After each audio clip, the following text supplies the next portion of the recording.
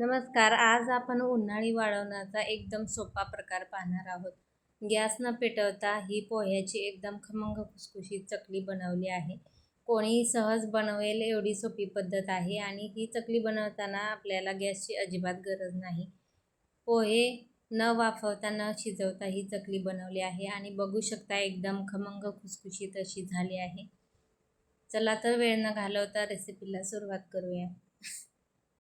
पोह्याची चकली बनवण्यासाठी इथे 2 ग्लास मी पोहे घेतले आहेत. पोहे छान चाळून घेतले आहेत. सुरुवातीला पोहे छान स्वच्छ असे धुवून घ्यायचे आहेत. 2-3 पाण्याने पोहे व्यवस्थित भिजवून घ्यायचे आहेत व नंतर एका चाळणीवरती नितळायला ठेवायचे आहेत. तर चाळणीमध्ये पोहे घातले आहेत आणि वरून आणखी थोडंसं पाणी टाकायचं आहे. म्हणजे पोह्यातील एक्स्ट्राचं पाणी खालच्या भांड्यामध्ये पडते आणि पोहे मऊसूत असे भिजले जातात. तर 15 मिनटं असंच याला झाकण ठेवून द्यायचं आहे. नंतर 15 मिनटानंतर पोहे छान मऊ असे भिजले जातात. तर इथे बघू शकतात 15 मिनटानंतर पोहे छान भिजले आहेत. नंतर ते आपल्याला एका ताटामध्ये काढून घ्यायचे आहेत आणि छान असे मऊ करून घ्यायचे आहेत. थोडं पाणी घालून याला छान मऊ असं करून घ्यायचं आहे. किंवा तुम्ही चाळणीने पुरण चाळतो अशा पद्धतीने सुद्धा हे पोहे चाळून घेऊ शकता.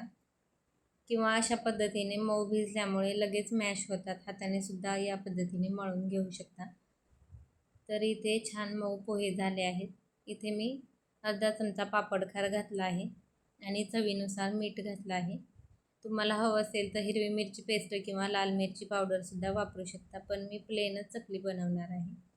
आणि थोडं पाण्याचा हात घेऊन छान असं हे पीठ आपल्याला घट्टसर भिजवून घ्यायचं आहे. याचे आपण सांडगेसुद्धा बनवू शकतो किंवा मग पायपिंग बॅगमध्ये हे मिश्रण भरून कुरकुरेसुद्धा याचे बनवू शकतो. पण मी चकली बनवत आहे. चकली पटकन बनवायला सोपी आहे आणि पटापट बनवून तयार होतं. किंवा तुमच्याकडे चकलीचा साचा नसेल तर मिठाच्या पिशवीमध्ये किंवा पायपिंग बॅगमध्ये हे मिश्रण भरायचं आहे आणि याचे कुरकुरे पाडून घ्यायचे आहे. तर बघू शकता चकली अजिबात कुठेही तुटत नाही आणि शिवाय गॅसचा वापर न करता फक्त अर्धा तासात ही चकली पटकन बनवून तयार होते.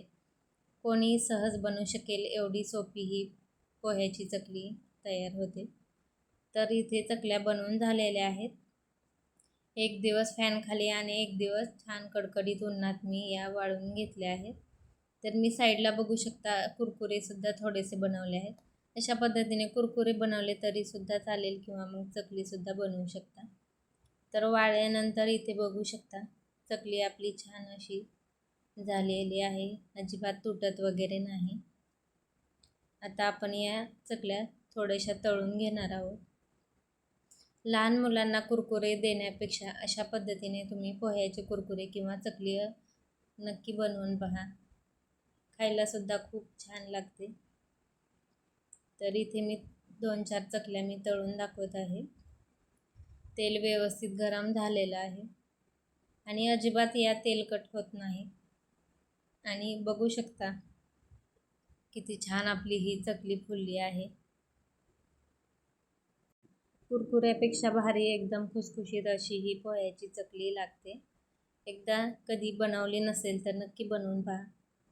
तर इथे एक चकली तुम्हाला मी तोडूनसुद्धा दाखवत आहे आणि बघू शकता वाळलेली चकली आणि तळलेली चकली किती जास्त दुप्पट अशी ही फुलली आहे. व्हिडिओ तुम्हाला जरासुद्धा आवडला असेल तर प्लीज एक लाईक नक्की करा. व्हिडिओला जास्तीत जास्त शेअर करा आणि चॅनेलला सबस्क्राईब करा. धन्यवाद.